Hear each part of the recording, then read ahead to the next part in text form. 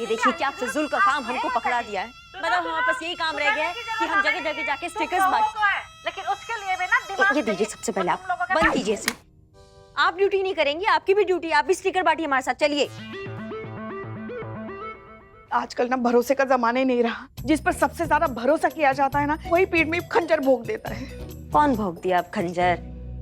अलका, कल्याणी की बहू। अरे मैं ना उसकी बुआ कब से उसके घर में डेरा लगाए बैठी थी, मगर अब पता चला कि वो उसकी असली बुआ है ही नहीं, कोई धोखेबाज है। और वो ये सारी बातें आके आपको बता सकती है, लेकिन थाना नहीं आ सकती अपनी बुआ के खिलाफ कंप्लेंट लिखाने की वो धोखेबाज है। अरे कैसे थाने आएगी? टीवी से निकलकर। और क्या कहेगी कि बुआ धोखेबाज है, धोखेबाज है, धोखेबाज है। नहीं समझे ना? अरे हम सास बहू और षड्यंत्र सीरियल है ना, उसमें जो बुआ है ना, उसके बारे में बात कर रहे हैं। इसकी मैया की सासू मैया। अम्मा, ये टीवी सीरियल वाली अलका की बुआ जो है, नैना मैना जो भी उसका नाम है, अगर वो धोखेबाज है तो उसमें आप काहे टेस्ट हुए भारी है, टेस्ट हुए भारी है, टेस्ट हुए भारी है। आपकी जमीन जायदाद लुट गई है क्या पुष्पा जी? और आइए काम पे लगिए और सारे स्टिकर्स लेकर आइएगा, कुछ नीचे गिर गए। हाँ हाँ, सब हमें ही करना पड़ता है, इसीलिए तो हम हमेशा कहते हैं हमारे गरीब बेचारे भोले मासूम लल्ला के भाग फूट। चलिए। तो ऐसे आ रहे हमारी रिपोर्ट लिखो। तुम सीधा भाई, हमारी रिपोर्ट। क्या चल रहा है सब? शांत। ए बाप रे। मच्छी मार्केट बनाया हुआ है, कौन है ये सब लोग? मैडम, ये सारा लोग रिपोर्ट लिखवाने के लिए आया है उस लड़की के खिलाफ। कौन लड़की? वो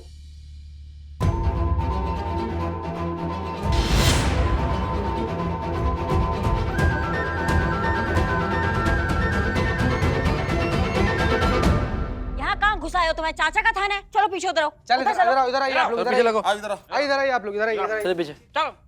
हाँ बताइए क्या मामला है? मामला ये है कि इन्होंने हमारी दुकान से 2 पैकेट बिरयानी लिया है। हाँ तो क्या, तो पैसे भी तो देने चाहिए ना बिरयानी के। हम पैसे मांगे तो बोल रही है कि हम मैडम सर के रिश्तेदार हैं।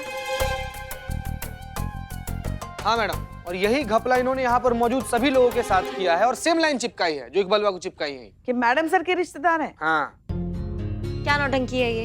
तुमको थोड़ा भी डर नहीं लग रहा? तुम इतनी बड़ी पुलिस अधिकारी के नाम पे कुछ भी बिल फाड़ रही हो? हाँ, रिश्तेदार हो तुम, क्यों कर रही हो ये सब? डरे वो जो झूठ बोले। हमने कोई झूठ नहीं बोला है, हम हसीना बाजी की कजिन है। हमारी कजिन?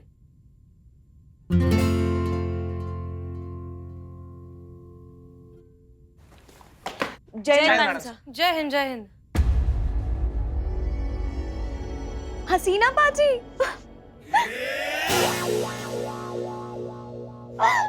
होल्ड ऑन एक सेकंड। कौन है आप? हम जानते हैं तुम्हें?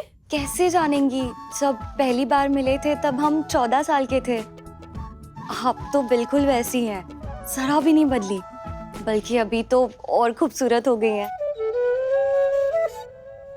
हाँ, I'm सॉरी, लेकिन कौन हो तुम? शाजिया सिद्दीकी।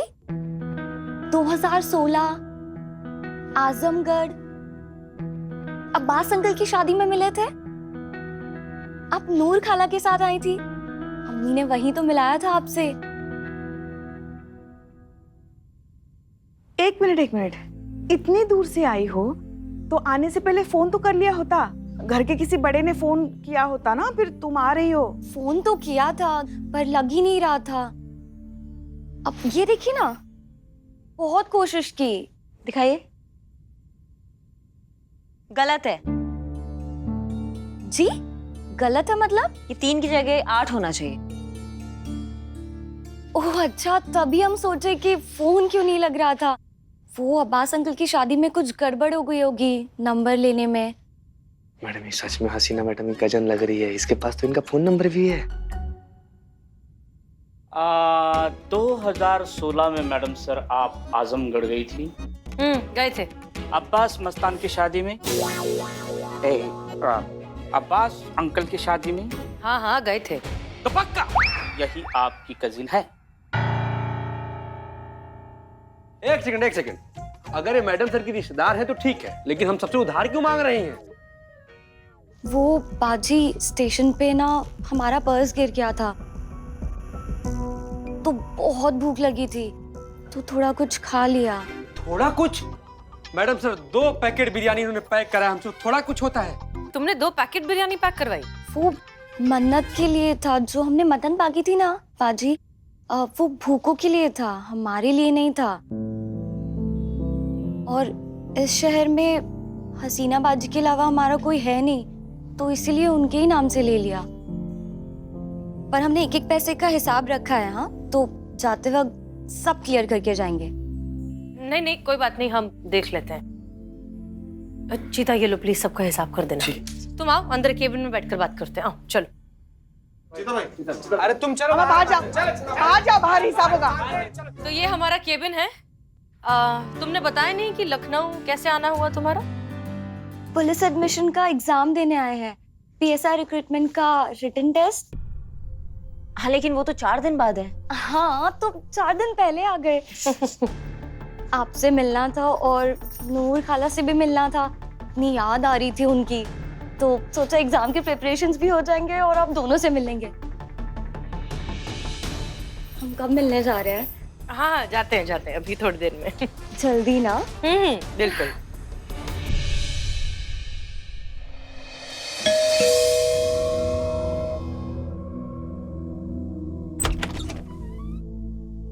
अस्सलाम वालेकुम।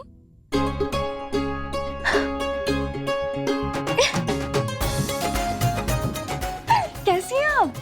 पहचाना?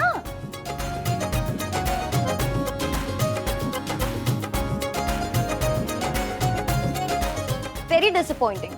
हमको आपसे उम्मीद नहीं थी खाला। हमको लगा आप हमको देखते ही पहचान लेंगी। खाला, हम शाजिया। शाजिया?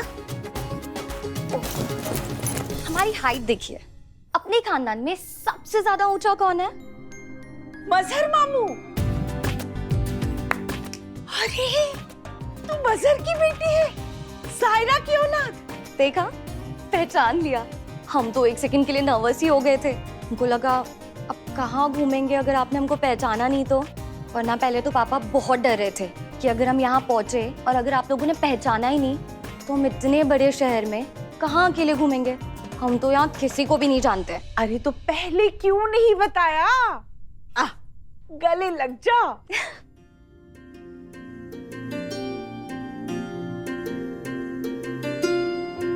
अल्लाह, कितनी बड़ी हो गई है।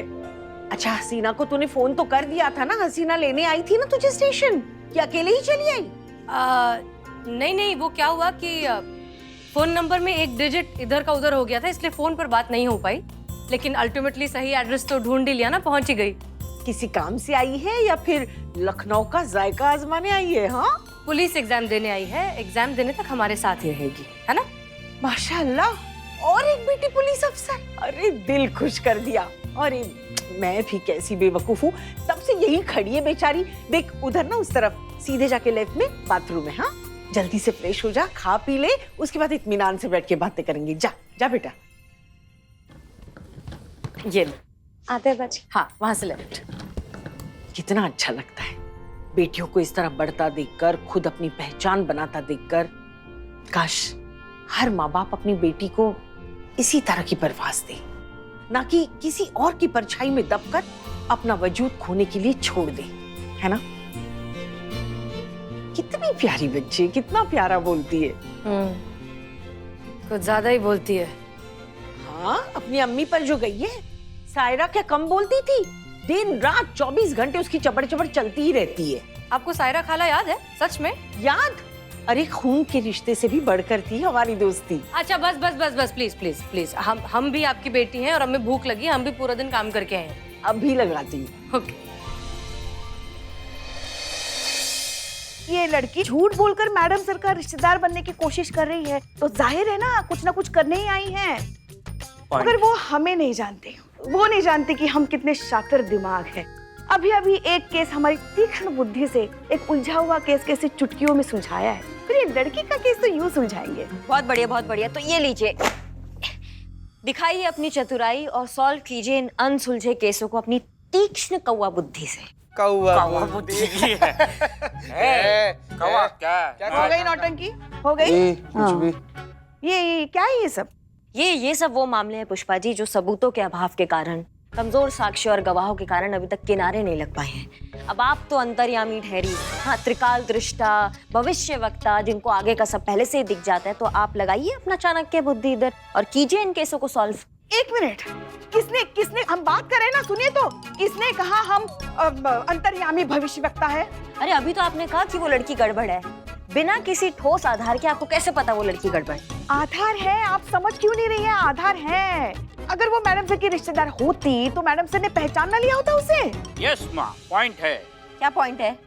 अरे मैडम सर का पर्सनल नंबर है उसके पास, वो नंबर सिर्फ और सिर्फ हमारे पास है, उसके अलावा फिर तो जाहिर सी बात है ना, कोई पास की रिश्तेदार या पास के दोस्त के पास ये पर्सनल नंबर हो सकते हैं। आपको लग रहा है ना कि उस लड़की के पास मैडम सर का नंबर कहाँ से आ गया? हम बताते हैं, आइए। अरे आइए, अब तो आना ही पड़ेगा आपको, आइए। ये देखिए, जब तक हम यहाँ नहीं थे वो लड़की यहीं आसपास थी, तो कितना मुश्किल है उसको ये मैडम सर का नंबर लेना। वाओ ग्रेट माँ, यू हैव 3 पॉइंट्स। 3 पॉइंट्स क्या 3 पॉइंट? आगे चल रहे हैं माँ। नहीं पुष्पा जी, उसके पास तो गलत नंबर लिखा हुआ था ना। अरे ये सब ना पैतरे हैं, पैतरे, सोची समझी चाल है। उसने जानबूझकर मैडम सर का एक गलत नंबर ले लिया ताकि फिर वो बाद में कह सके अरे मैडम सर का तो गलत नंबर था। ये सब है ना, हमने बहुत देखे ऐसे ये बचकाने पैतरे। यस ये पॉइंट माँ कहाँ देखा ये? टीवी पर वो सीरियल आता ना, सास बहू और षड्यंत्र। 300 एपिसोड में 400 बार ये पैतरे आजमा चुके हैं वो लोग। बस वहीं से आ रहा है ये सब खुराफातें वहीं से ही आ रही है।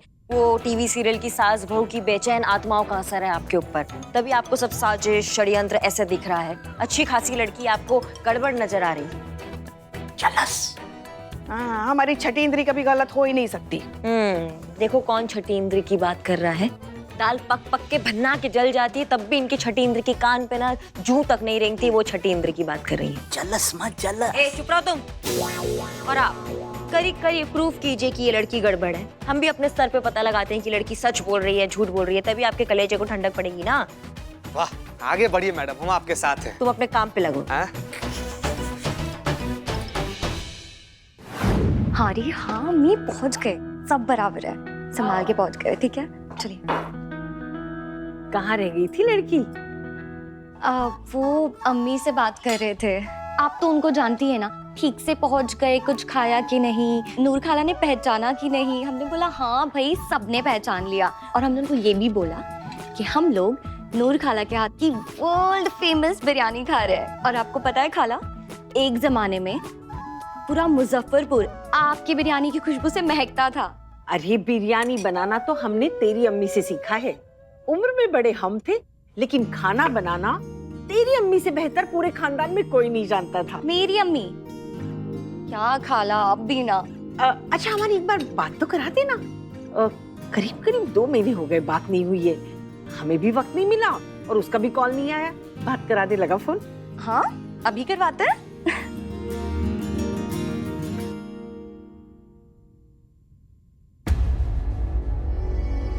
क्या हुआ, लगा? इंगेज आ रहा है, बिजी हो गई होंगी अपनी सहेलियों के साथ। आप तो अम्मी को जानती है ना, जहाँ शाम हुई आओ बहनों चुगली करे। ए लड़की मजाक उड़ाती है अपनी अम्मी का। अरे नहीं नहीं, सच कहूँ तो मुझे यकीन ही नहीं हो रहा है कि मैं आप लोगों के साथ यहीं पर हूँ, आपके घर में, और आपके साथ। हसीना आपा, सच बताओ तो आप बहुत बड़ी इंस्पिरेशन है हम जैसी लड़कियों के लिए, हमारे लिए। हजारों लाखों लड़कियां आपकी तरह बनना चाहती हैं, कुछ करना चाहती हैं। सच कहे ना शाजिया, तो ये सारी बातें सुनने में बहुत अच्छी लगती है। हमें भी ये सोचकर बहुत खुशी होती है कि हम इतनी सारी लड़कियों को पुलिस फोर्स ज्वाइन करने के लिए इंस्पायर कर पाए, देश के लिए कुछ करने का जज्बा दे पाए। लेकिन सच कहे तो ग्राउंड रियलिटी कुछ और है, क्योंकि असलियत में जितनी लड़कियों को पुलिस फोर्स ज्वाइन करनी चाहिए उतनी नहीं करती हैं। कैन यू बिलीव, पिछले साल के हमारे पॉपुलेशन सेंसस के हिसाब से फीमेल पॉपुलेशन मेल पॉपुलेशन से ज्यादा है। फिर भी फीमेल पुलिस कर्मियों को रेशो कितना है? ओनली 10.5। हमें समझ नहीं आता कि कहाँ कमी रह गई, क्यों लड़कियां फोर्स ज्वाइन नहीं करती हैं। सोच है दी, बदलने में तो वक्त लगेगा ना। बहुत कुछ बदल चुका है, बदल रहा है और बदलेगा। आप देखिएगा आपा, 2 साल बाद फीमेल ऑफिसर्स का रेशियो बदलेगा ही।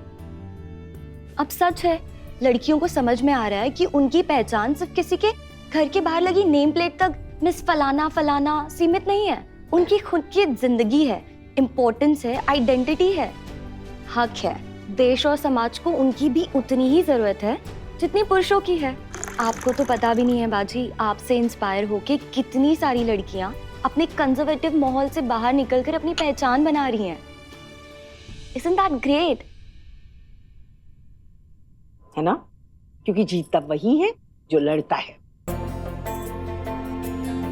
फक्र है मुझे कि तुम पुलिस अफसर बनकर देश के लिए कुछ करना चाहती हो। बिल्कुल सही। वैसे फिलहाल सिचुएशन क्या है? अब फिलहाल तो रिटर्न एग्जाम देने हैं, उसके बाद फिजिकल क्लियरेंस और साइकोलॉजिकल इंटरव्यू। आगे का प्रोसेस तो आपको पता ही है। ओके ठीक है, कुछ मदद चाहिए तो बताना। बाकी सब तो ठीक है। हिंदी, लॉ और रीजनिंग में हम थोड़े वीक हैं, उसमें अगर थोड़ी मदद मिल जाती तो। अच्छा तो एक काम करते हैं, पुष्पा जी हिंदी में मदद कर देंगी, करिश्मा सिंह रीजनिंग में मदद कर देंगी, और हमें लॉ की जितनी नॉलेज है वो हम तुम्हें बता देंगे। वो मदद करेंगी हमारी? हाँ हाँ ऑफ कोर्स, क्यों नहीं करेंगी। वो भी बिल्कुल हमारी तरह ही सोचती हैं दोनों। इनफैक्ट तजुर्बा कहता है हमारा कि एक सोच के लोग ही हमेशा इनकलाब ला सकते हैं।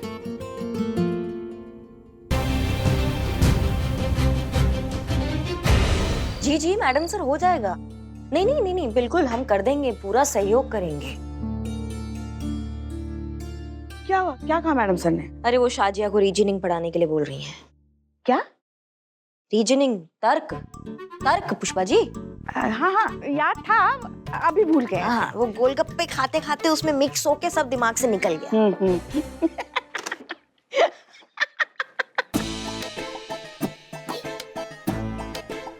इसमें हंसने वाला कौन सा बात है? ने हंसे नहीं तो क्या करे, मतलब जिसके पास तर्क बुद्धि ही नहीं है उसे मैडम सर ने कहा है कि रीजनिंग सिखाओ। अब इससे बड़ा चुटकुला और क्या हो सकता है? तो लगे हाथ आप भी एक चुटकुला सुन लीजिए। एक और ऑर्डर है मैडम सर का कि शाजिया को हिंदी आप सिखाएंगी। हाँ हाँ हिंदी ना।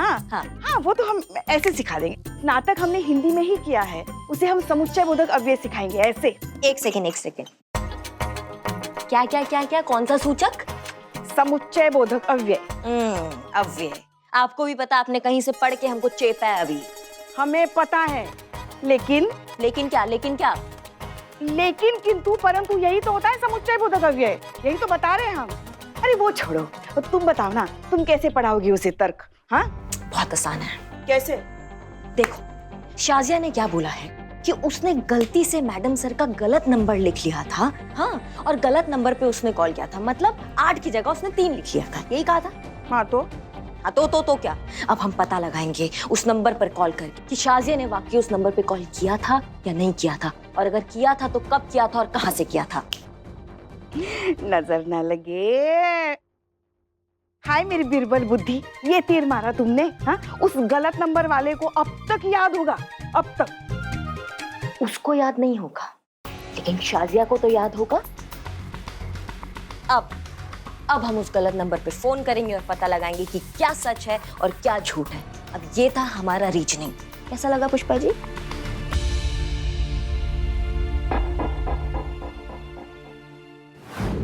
देखो है कहीं। चल निकल। अरे ओ चाचा, देखो यार लड़की है। नहीं साहब, मैंने नहीं देखा। अरे चाचा, अरे गौर से देख ले यार पहले।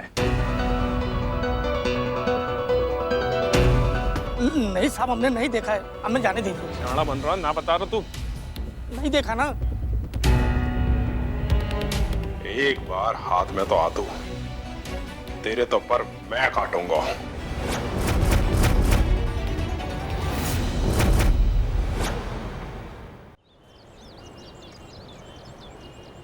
जी सर, समझ गए sir. Okay, thank you so much. Okay, guess what अम्मी, हमें प्रमोशन मिलने वाला है। हाँ हाँ, हो सकता है जून तक फॉर्मेलिटीज भी पूरी हो जाए और अनाउंसमेंट भी हो जाए। ये तो बहुत ही बढ़िया खबर है, लेकिन ऐसे अचानक। अब सरकार का क्या है, क्या पता कब किस पे मेहरबान हो जाए। और पता है सीएम ऑफिस से डायरेक्ट हमारे लिए रिक्वेस्ट आया है। आप डिजर्व करती हैं बाजी, ये प्रमोशन तो आपको बहुत पहले मिल जाना चाहिए था। नहीं, हम तब मानेंगे जब हम सच में बदलाव होते देखेंगे। कुछ खाया तुमने सुबह से? नहीं, बस नाश्ता ही। आओ बैठो, नाश्ता करो। अब हसीना बाजी, लॉ से रिलेटेड एक सवाल था, अभी पूछ सकते हैं? हाँ हाँ बिल्कुल, पूछो। हमारे लॉ सिस्टम में अंडरएज लड़कियों की शादी के अगेंस्ट लॉ है ना? अंडरएज लड़की की शादी को हमारे कॉन्स्टिट्यूशन में क्रिमिनल ऑफेंस माना गया है, राइट? राइट। तो वैसा लॉ क्यों नहीं है जो किसी लड़की की मर्जी के खिलाफ उसकी शादी करने पर अप्लाई होता हो? एक बालिग लड़की भी अगर शादी न करना चाहे और उसकी फैमिली वाले जबरदस्ती उसकी शादी करवा दे, तो ये चीज क्रिमिनल ऑफेंस की कैटेगरी में क्यों नहीं आता है बाजी? ये भी तो एक तरह से मौलिक अधिकारों का उल्लंघन करना ही हुआ ना, राइट? यही तो प्रॉब्लम है हमारे समाज की। एक बार जब माँ बाप डिसाइड कर लेते हैं तो जिस लड़के को उन्होंने चुना है उस लड़के से लड़की को शादी करनी पड़ती है। फिर भी अगर लड़की बालिग है और अपनी जिंदगी अपने हिसाब से जीना चाहती है तो उसे इस बात की पूरी आजादी है। इनफैक्ट जबरदस्ती हो रही शादी के खिलाफ वो रिपोर्ट भी करवा सकती है। कहाँ?